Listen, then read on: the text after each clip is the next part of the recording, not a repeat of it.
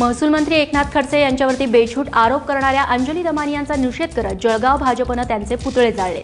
गेली 40 वर्ष राजकारणात सक्रिय असलेल्या खडसेंवरती करण्यात आलेल्या आरोपांनी त्यांची बदनामी होत असून त्यांचं मंत्रीपद देखील अडचणीत आले। या सगळ्याला केवळ दमानी कारणीभूत असल्याचा आरोप करत जळगावातल्या भाजप कार्यकर्त्यांनी ठिकठिकाणी दमानी यांचे पुतळे जाळले।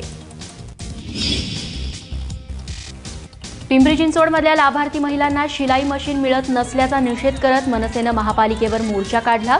गेल्या 4-5 वर्षांपासून लाभार्थी महिलांना शिलाई मशीन मिळाल्या नसल्याचा आरोप यावेळी मनसेने केलाय। टेम्पोमध्ये शिलाई मशीन ठेवून वाजत गाजत मनसेने हे आंदोलन केलं।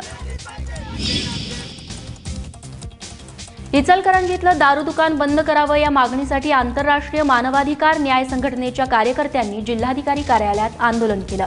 कार्यालयाच्या आवारात दारूच्या बाटल्या फोडून आणि शेण टाकून हे आंदोलन करण्यात आलं। जोपर्यंत हे दारूचं दुकान बंद होत नाही तोपर्यंत हे आंदोलन केलं जाईल असा निर्धार यावेळी आंदोलकांनी व्यक्त केला।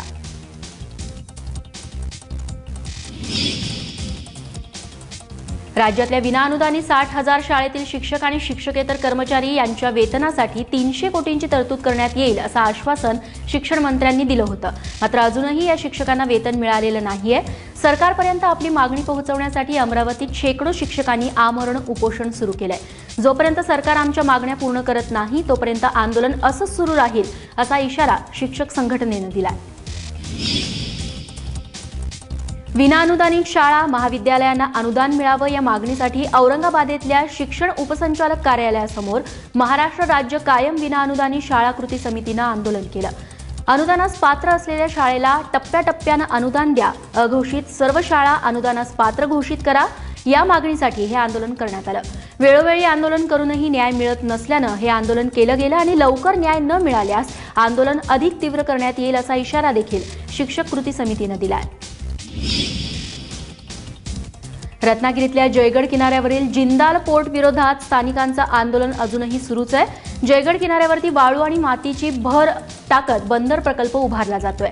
त्यामुळे किनाऱ्यावरील स्थानिकांचं अस्तित्व आणि व्यवसाय अडचणीत आलेत। त्यामुळे हा प्रकल्प सुरू होऊ नये यासाठी गावकरी गेल्या 10 दिवसांपासून मोर्चा आणि उपोषण करून आपला निषेध नोंदवत आहेत। नांदेड जिल्हाधिकारी कार्यालयासमोर तृतीयपंथीयांनी धरणं आंदोलन केलं। समाजातील उपेक्षित घटक असलेल्या तृतीयपंथीयांना अनेक समस्यांना तोंड द्यावं लागतंय। त्यासाठी सरकारनं त्यांना दारिद्र्य रेषेखालील रेशन कार्ड द्यावं, शासकीय घरकुल द्यावं, पेन्शन योजना लागू करावी या मागण्यांसाठी हे आंदोलन करण्यात आलं। हातात मागण्यांचे फलक घेऊन तृतीयपंथीयांनी यावेळी घोषणाबाजीही केली।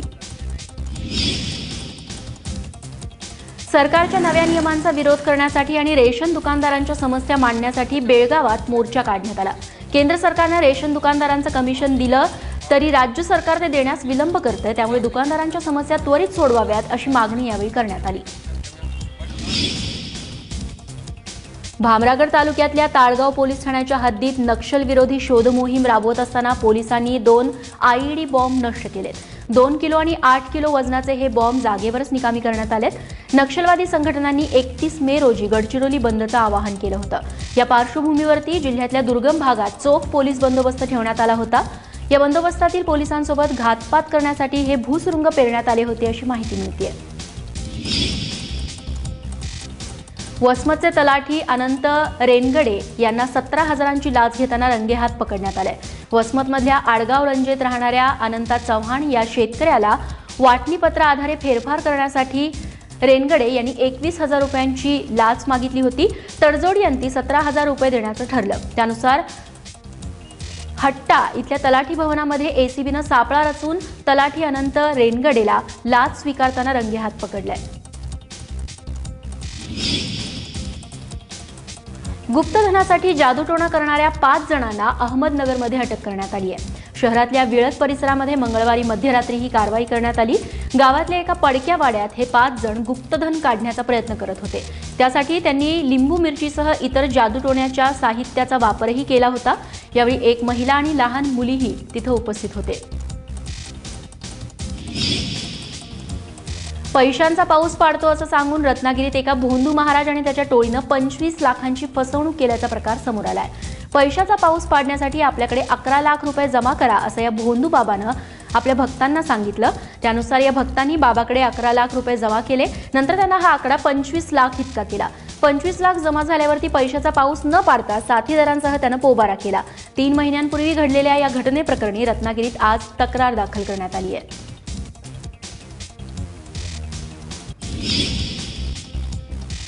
कांदा चाळीसाठी अनुदान न मिळाल्यानं चिडलेल्या शेतकऱ्यांनी उस्मानाबादच्या कृषी अधीक्षक कार्यालयातल्या साहित्याची तोडफोड केली। कळंब तालुक्यातील मोहा गावातील 20 ते 22 शेतकरी कांदा चाळीचं अनुदान वेळेत मिळावं म्हणून जिल्हा अधीक्षक कृषी अधिकारी यांना भेटण्यासाठी गेले होते। तेव्हा अधिकारी आपल्या केबिनमध्ये हजर नसल्यानं शेतकऱ्यांचा पारा चढला। आधीच कांद्याचे भाव पडलेत, त्यात अधिकारी भेटत नाहीत, याचा राग येऊन शेतकऱ्यांनी कार्यालयातल्या साहित्याची तोडफोड केली। सांगलीतल्या वसंतदादा शेतकरी सहकारी साखर कारखान्याच्या अध्यक्षपदी विशाल पाटील तर उपाध्यक्षपदी सुनील आवटी यांची बिनविरोध निवड करण्यात आली आहे। अध्यक्षपदाची निवड ही ठरलेली होती, मात्र उपाध्यक्षपदासाठी अनेक जण इच्छुक असल्यानं या पदासाठी चुरस निर्माण झाली होती। 11 वर्षांनंतर झालेल्या या निवडणुकीत वसंतदादा पॅनलला सर्वच्या सर्व 21 जागा मिळाल्या होत्या। अकोला जिल्ह्याला पीक विम्याच्या नुकसान भरपाईचे 134 कोटी 28 लाख रुपये मिळालेत। 2015-16च्या खरीप हंगामातील विविध पिकांसाठी ही नुकसान भरपाई मिळाली आहे। लवकरच ही रक्कम संबंधित शेतकऱ्यांच्या बँक खात्यामध्ये जमा केली जाणार आहे। या मदतीचा सर्वाधिक लाभ अकोला तालुक्याच्या शेतकऱ्यांना होणार आहे। शासनामार्फत पीक विम्याची रक्कम मंजूर करण्यात आल्यानं शेतकऱ्यांना दिलासा मिळाला आहे। दुष्काळानं होरपळत ग्रामीण जनतेला पाणी मिळावं यासाठी 14व्या वित्त आयोगातून मोठ्या प्रमाणात निधी मंजूर करण्यात आला होता, मात्र त्याअंतर्गत कोणतंच काम करण्यात आलेलं नसल्यानं हा निधी परत जातो की काय अशी भीती ग्रामस्थांना सतावतीये। परभणी तालुक्यातल्या दुर्डी गावात विहीर बांधण्यासाठी, हात पंपाची दुरुस्ती करण्यासाठी तसंच इतर कामांसाठी हा निधी देण्यात आला होता, मात्र पावसाळा तोंडावर आला तरी हे काम न झाल्यानं गावकरी चिंतेत आहेत।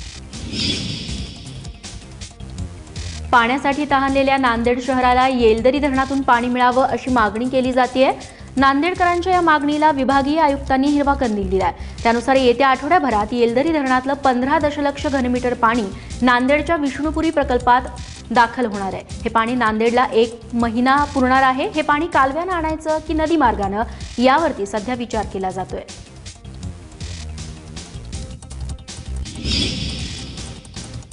गोंडवाना विद्यापीठाच्या कुलगुरूंच्या स्वीय सहाय्यकाच्या कागदपत्रांविषयी माहिती देण्यास टाळाटाळ केल्याप्रकरणी राज्य माहिती आयुक्तांनी विद्यापीठाच्या जनमाहिती अधिकाऱ्यावरती 25,000चा दंड ठोठावलाय। गडचिरोलीतल्या राहुल महात्मे यांनी माहिती अधिकाराअंतर्गत गोंडवाना विद्यापीठाच्या कुलगुरूंच्या स्वीय सहाय्यकाची माहिती मागितली होती, मात्र ही माहिती वैयक्तिक स्वरूपाची असल्यानं विद्यापीठानं ती देण्यास टाळाटाळ केली होती। त्यानंतर ही दंडात्मक कारवाई करण्यात आली आहे। शिर्डीच्या साई संस्थानातर्फे वाशिम, अमरावती आणि बुलढाणा इथल्या जिल्हा रुग्णालयांना सिटी स्कॅन मशीन खरेदीसाठी 7 कोटी 20 लाखांचं अर्थसहाय्य करण्यास शासनानं मान्यता दिली आहे। वाशिमच्या जिल्हा रुग्णालयात सिटी स्कॅन मशीन नसल्यानं अपघातातील गंभीर रुग्णांना अकोल्याला पाठवावं लागायचं। अनेकदा अकोल्याला पोहोचेपर्यंत रुग्णांना आपला जीवही गमवावा लागलाय। त्यामुळे या जिल्ह्यांना सिटी स्कॅनची सुविधा पुरवणं गरजेचं होतं। वर्ध्यातील पुलगावात असलेल्या केंद्रीय दारुगोळा भांडारात शहीद झालेल्या जवानांसाठी पुलगाव बाजारपेठ बंद ठेवण्यात आली होती। स्फोटातल्या शहीदांना श्रद्धांजली अर्पण करण्यासाठी स्वयंस्फूर्तीनं लोकांनी बाजारपेठा बंद ठेवल्या होत्या। सोमवारी मध्यरात्री पुलगावातल्या दारुगोळा भांडाराला लागलेल्या आगीत 18 जणांचा मृत्यू झाला होता। यात 2 लष्करी अधिकारीही शहीद झाले होते। 1986 साली बेळगावातल्या कन्नड सक्ती विरोधातल्या आंदोलनात हौतात्म्य पत्करलेल्या 8 जणांना महाराष्ट्र एकीकरण समितीतर्फे विनम्र अभिवादन करण्यात आलं। हिंडलग्यातल्या हुतात्मा स्मारकाला पुष्पचक्र वाहून हुतात्म्यांना अभिवादन करण्यात आलं। यावेळी महापौर सरिता पाटील यांच्यासह महाराष्ट्र एकीकरण समितीचे अध्यक्ष वसंतराव पाटीलही उपस्थित होते। घोडे बाजारासाठी प्रसिद्ध असलेल्या येवल्यात घोड्यांच्या शर्यतीचं आयोजन करण्यात आलं होतं।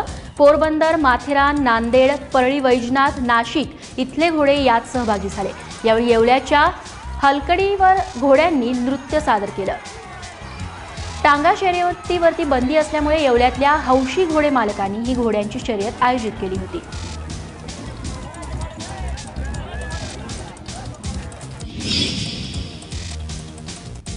येवल्यातल्या राजापूर, ममदापूर, खरवंडी, सोमठाणे, देवनरी या वनक्षेत्रात मोठ्या प्रमाणात हरणं दिसून येत आहेत। ही हरणं पाहण्यासाठी इथं पर्यटक येत असतात। मात्र त्यांच्यासाठी काहीच सोयीसुविधा नसल्यानं लवकरच इथं हरिण पार्क बनवण्यात येणार आहे. त्यासाठी राज्य शासनानं 2 कोटी 2 लाखांचा निधी उपलब्ध करून दिला असून या निधीतून उपहारगृह, जंगलातील पाऊलवाटा, संरक्षक भिंती, सौर ऊर्जेवरील पथदिवे आणि पर्यटकांना राहण्याची सोय करण्यात येणार आहे.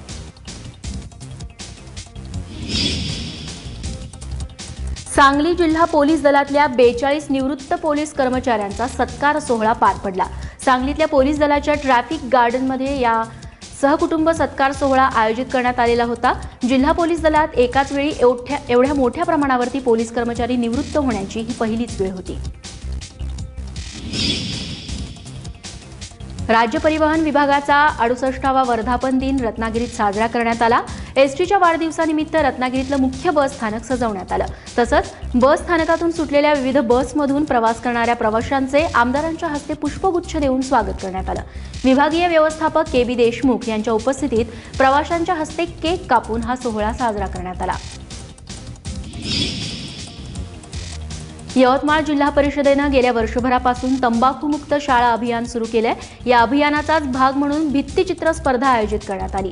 यवतमाळमधील विद्यार्थ्यांनी या स्पर्धेत सहभागी होत शहरातल्या आयुर्वेदिक रुग्णालयांच्या भिंतींवरती तंबाखू विरोधी चित्र रंगवली. जिंदगी चुनो तंबाखू नहीं असा संदेश या भिंतींवरती रंगवण्यात आलाय.